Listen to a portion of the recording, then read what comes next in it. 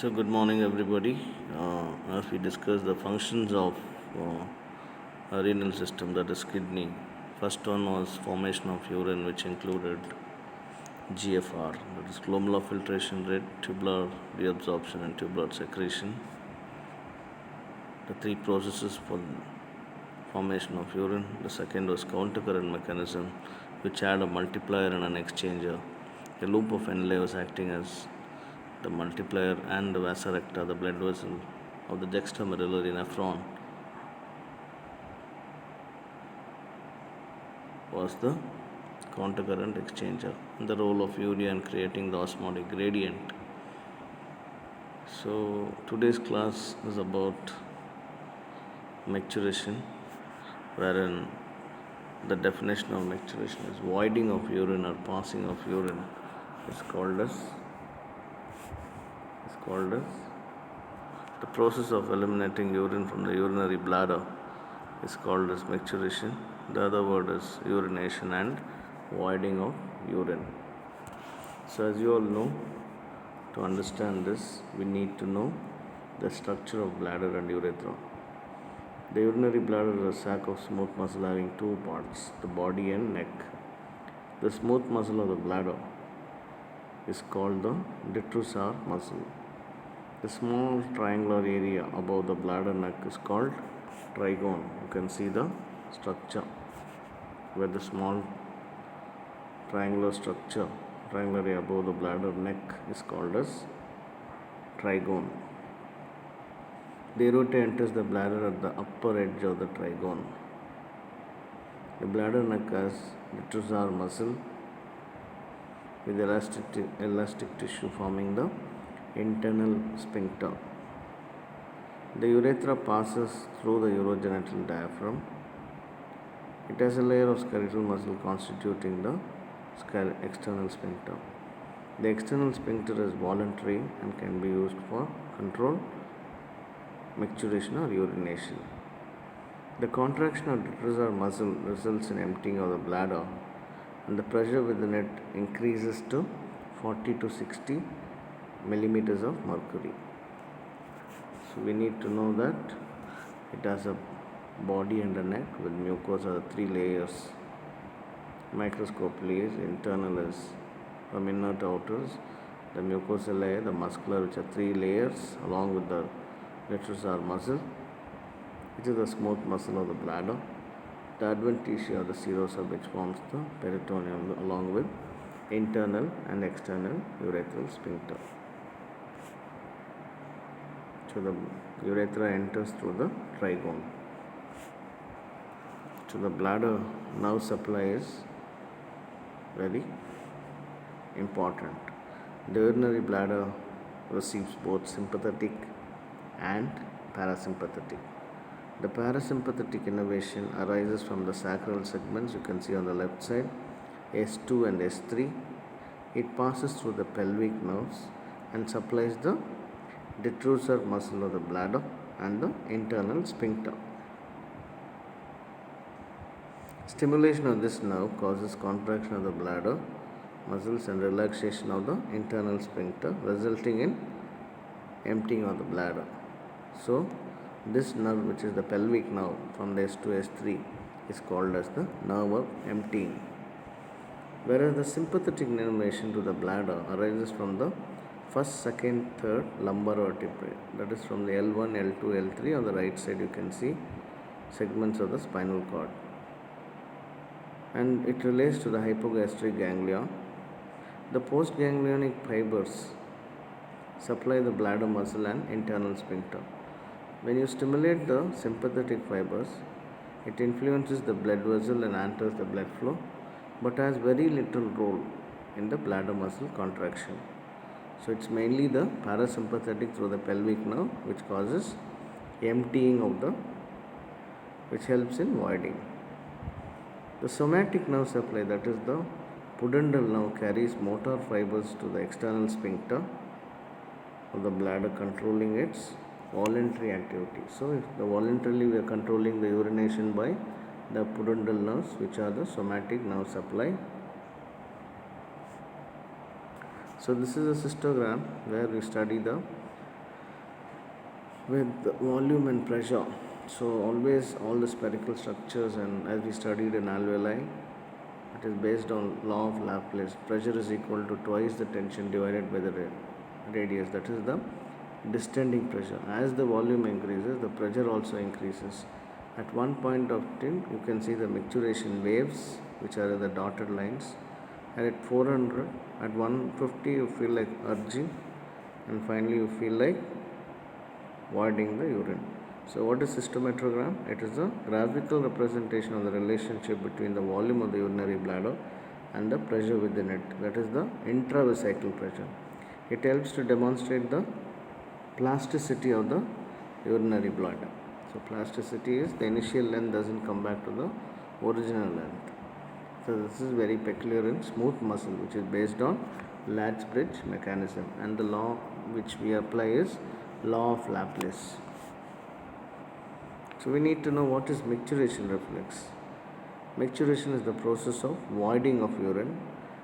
It is a spinal reflex influenced from the higher centers. That is, from the spinal cord the reflex is initiated, and it is controlled by higher centers from the pons. So accumulation of urine causes stimulation of the sensory stretch receptors of the bladder. Or urine formed in the kidneys dribbles into the bladder continuously. If the bladder is partially filled, detrusor muscle relax spontaneously. So sensory signal reaches sacral segments of the spinal cord through pelvic nerve. Or to understand in a better way, when the urine formed in the kidney dribbles into the bladder continuously, if the bladder is partially filled, detrusor muscle relax spontaneously.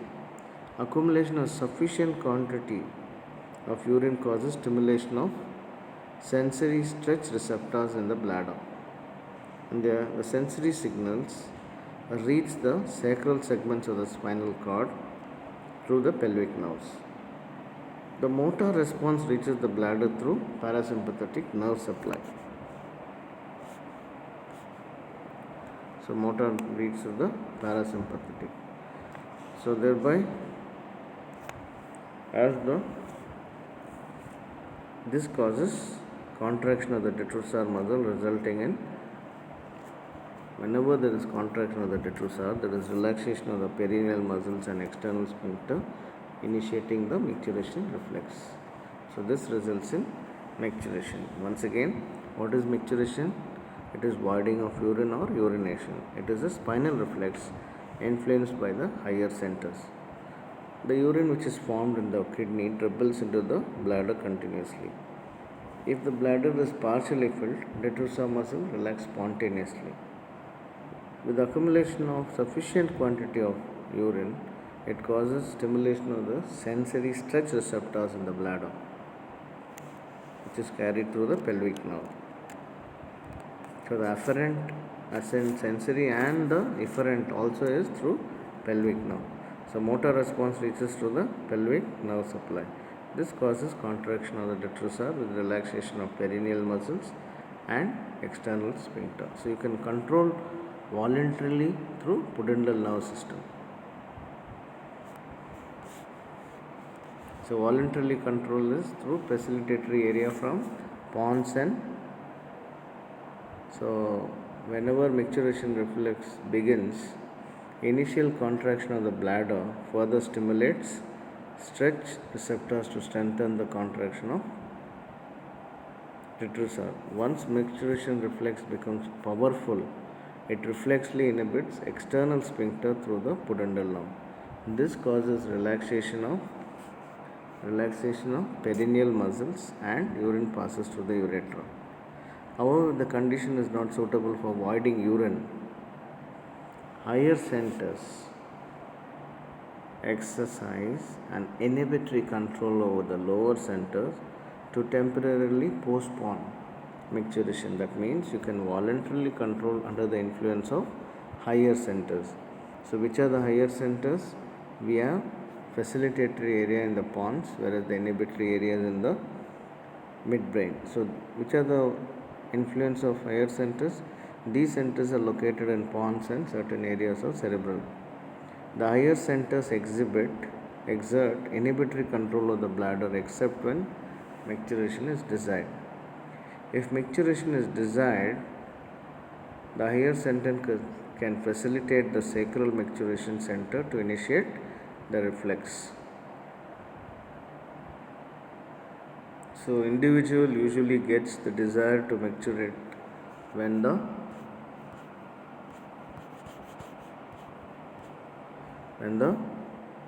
bladder is filled up to 150 ml, that is desired to micturate.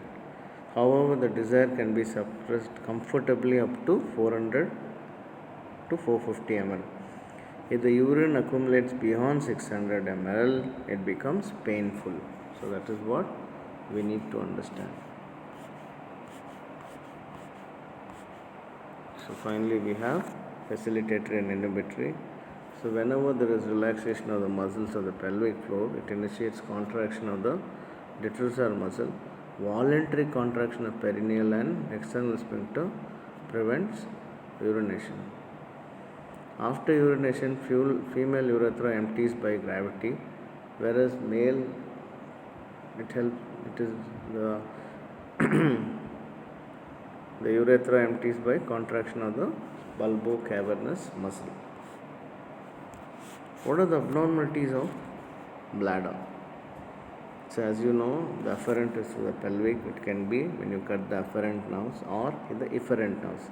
Afferentation, efferentation or deafferentation and deafferentation, or if the spinal center is involved. So there are different types. First is effect of deafferentation, which is atonic bladder. In the atonic bladder, the tone of the bladder muscle is lost. It occurs due to damage of the sensory nerve from the bladder to the spinal cord or crush injury to the sacral segments of the spinal cord. Periodic emptying of bladder becomes difficult. There is overflow of urine when the bladder is full, resulting in overflow incontinence. It occurs in a disease called as Tapes dorsalis. In Tapes dorsalis, the dorsal roots of the sacral nerves are interrupted. Hence, the reflex contraction of bladder is abolished. The bladder becomes thin-walled, hypotonic and distended. So, it has lost the tone. So, it is atonic or hypotonic. This occurs in Tapes dorsalis. And there is damage to the sensory nerve, that is deafferentation. So, effect of denervation, that is interruption of both afferent and efferent nerves, is automatic bladder. Due to the damage of the spinal cord above the regions of the sacral segment, it results in automatic bladder. During recovery from spinal shock, micturition reflex is regained but without voluntary control. There is automatic voiding of urine when small quantities of urine accumulates in the bladder. It is called spastic neurogenic bladder, which is due to tumors of the cauda equina and filum terminale. So what is automatic? In the regions of the sacral segments to the spinal cord or damage to the spinal cord above the regions of the sacral segments results in automatic bladder. It also occurs with spinal shock, where interruption of both afferent and efferent nerve. So what is neurogenic bladder? Partial damage to the spinal cord or brainstem produces frequent uncontrolled urination due to loss of inhibitory control. So you all know the inhibitory control is there, the midbrain. Facilitatory was in the pons. So effect of interruption of facilitatory and inhibitory pathways from the brain results in overflow incontinence causing neurogenic bladder, which can occur in spinal cord transections. In males, urinary retention may develop if prostate is enlarged and it compresses the urethra and restricts the urine flow. So there can be post-voidal urine. So we have come to know what is micturition. Micturition is voiding of urine and you came to know what is the muscle which helps in contraction. It is the detrusor muscle, which is the smooth muscle of the bladder. Which is the muscle? Detrusor. And we have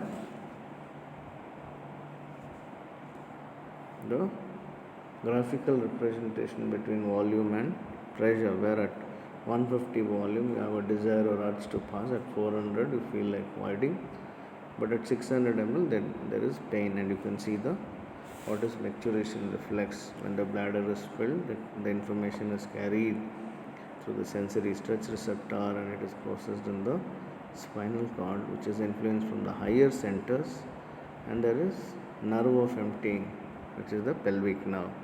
And we came to know what is atonic bladder, automatic bladder, and neurogenic. Atonic is when the sensory pathway is affected.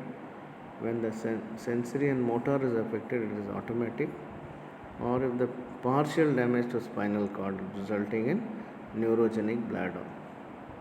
So we need to know it is a spinal reflex, and the afferent and efferent is main through pelvic nerve. So what are the functions of the kidney? Formation of urine, that is excretory, countercurrent mechanism. Third one is acid-base balance, and fourth one is regulation of temperature.